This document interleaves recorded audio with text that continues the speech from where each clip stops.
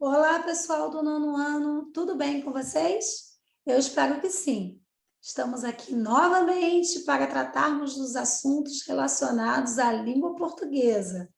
Bom, para a aula de hoje, vamos falar sobre as conjunções coordenativas e subordinativas. Eu espero que vocês acompanhem e fiquem bem atentos a tudo que vamos dizer. Assunto não vai faltar, não, viu, pessoal? Vamos começar primeiro definindo o que são conjunções, para depois tratarmos das conjunções propriamente ditas, subordinativas e coordenativas. A conjunção é a palavra invariável que relaciona duas orações ou dois termos que exercem a mesma função sintática. Não ficou claro? Vamos ao enunciado. Sou natural de Corumbá, Mato Grosso. Nasci em 3 de março de 1820. Tenho, portanto, 51 anos. Hoje, 3 de março de 1871.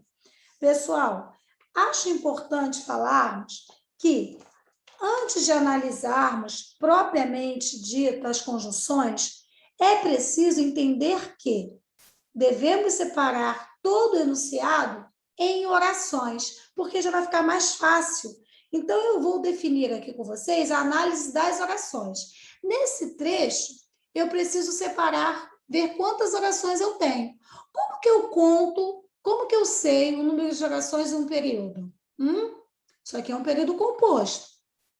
Eu tenho quantos verbos? Eu tenho mais de um verbo, porque o número de orações é dado pelo número de verbos. Quais são esses verbos? Sou, nasci e tenho. Bom, se eu tenho 3 verbos, eu tenho 3 orações, certo?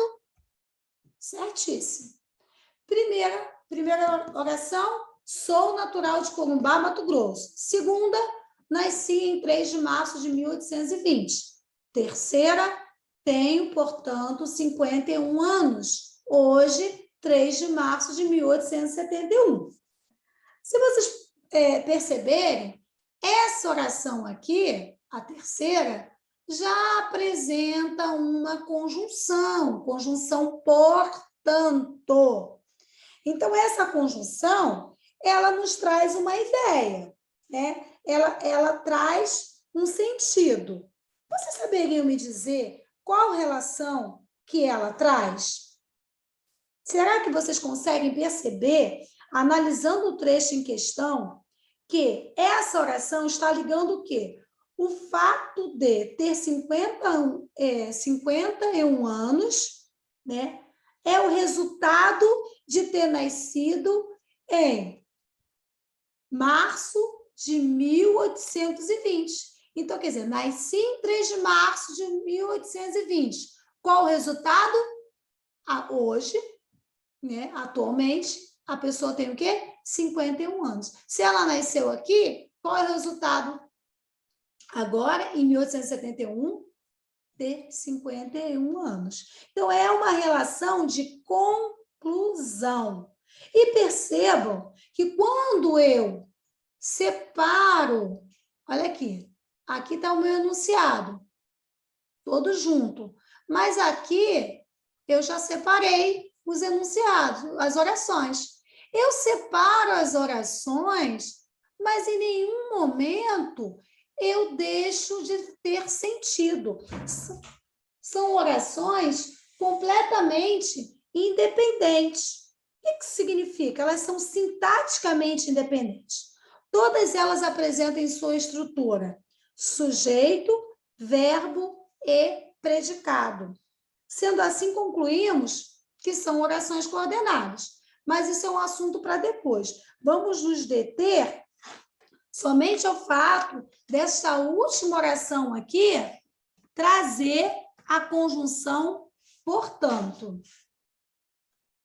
No próximo exemplo, observe.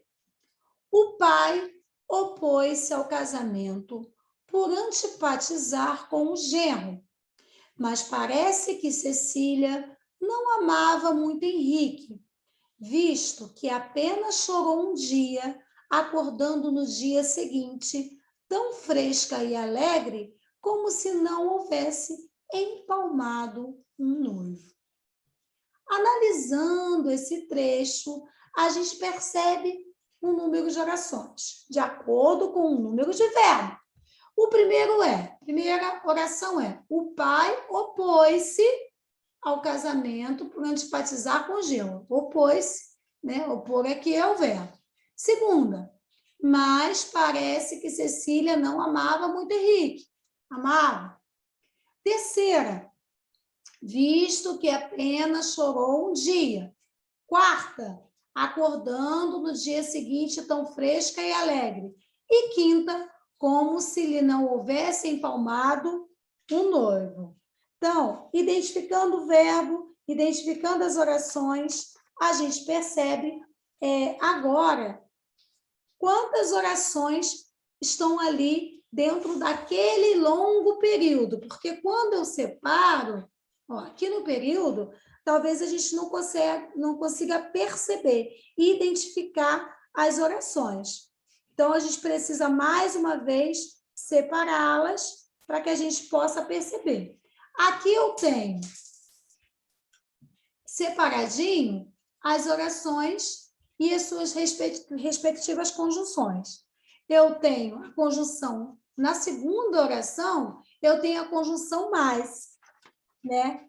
A conjunção mais está estabelecendo uma relação de adversidade, né? Na primeira oração, nós temos o quê? Um casamento ao qual o pai da noiva se opõe, né? O pai opôs-se ao casamento. E aí, na segunda, né, nós constatamos, aparentemente, que a noiva Cecília não gostava muito do noivo. Por que nós constatamos isso? Do nada? Não, porque nós temos aqui uma conjunção, mas esse mais indica uma ideia contrária. Então, mais parece que ela não gostava muito. Então, a gente observa essa conjunção. Observamos mais abaixo, na terceira oração, a conjunção visto que. Temos uma relação diferente. Ou seja, apesar do sujeito aqui estar implícito, está compreendido uma relação aqui de subordinação. Visto que, depende do quê? Visto o quê? Visto da situação anterior. Então, aqui já é uma conjunção subordinativa. Ao contrário daqui, que é uma conjunção coordenativa. Tá? Então, a gente percebe que, visto que, nos causa uma relação de causa. Ou seja, o motivo para Cecília parecer não amar muito Henrique, qual é? Qual é o motivo para Cecília não amar? Porque a gente viu aqui, mas parece que Cecília não amava muito Henrique. Qual seria a causa dela não amar muito Henrique? Gente, a causa seria que ela chorou apenas um dia. Ou seja, Cecília não parece amar muito, porque chorou apenas um dia. E na quinta oração, né, por fim, lá embaixo, que aqui na quarta nós não temos a conjunção, mas na quinta nós temos a conjunção como? Novamente, observamos uma relação entre as orações. De que forma a conjunção atua aqui nesse caso? A conjunção como atua de forma comparativa. Ela nos dá o sentido que Cecília acordou fresca e alegre, da mesma forma que acordaria caso não tivesse empalmado o noivo. Então, aqui na quinta oração, a gente observa uma comparação entre as orações anteriores. Percebam a importância das conjunções na construção do texto. Elas funcionam como elementos de coesão. Agora, vamos falar mais especificamente das conjunções coordenativas. Por que recebem esse nome? São conjunções coordenativas as que unem orações de sentido inteiro e autônomo, tá? Aquelas que possuem sentido completo. As conjunções coordenativas ligam orações independentes ou elementos semelhantes. Aí, aqui embaixo, nós temos alguma classificação. Aditivas, adversativas, que eu já coloquei naquele exemplo, né? Mais, alternativas, conclusivas e explicativas. Dependendo do sentido, do efeito de sentido que elas estejam causando ali naquele enunciado, elas vão ser classificadas de um tipo. Então, eu tenho aqui as principais conjunções aditivas, as principais conjunções adversativas, as principais alternativas, as conclusivas e as explicativas. Conjunções subordinativas. Gente, as conjunções subordinativas não são apenas estas aqui que vocês estão vendo, não, que eu estou apresentando, não. Estas que eu estou apresentando são as adverbiais, aquelas que indicam algum modo de causa, concessão, condição, tá? Alguma finalidade dentro das adverbiais. Elas são adverbiais, tá? Mas eu tenho orações subordinadas substantivas, adjetivas, que nós vamos estudar em outra aula. Na aula de hoje, nós estamos vendo só as subordinadas adverbiais, orações subordinativas adverbiais, que indicam, que podem indicar circunstâncias de causa, de concessão, de condição, de conformidade, de comparação, finalidade, proporção e temporais. Só lembrando, isso aqui, ó, são circunstâncias, tá? Estão sempre indicando umas circunstâncias.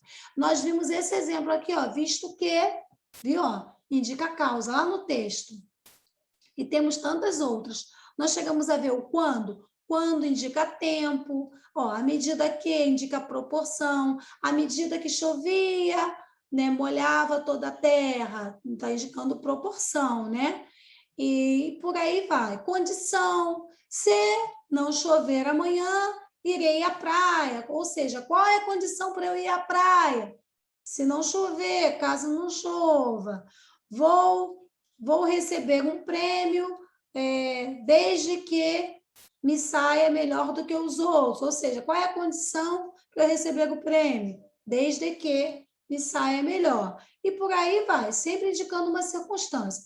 Esses são alguns exemplos de conjunções subordinativas, tá?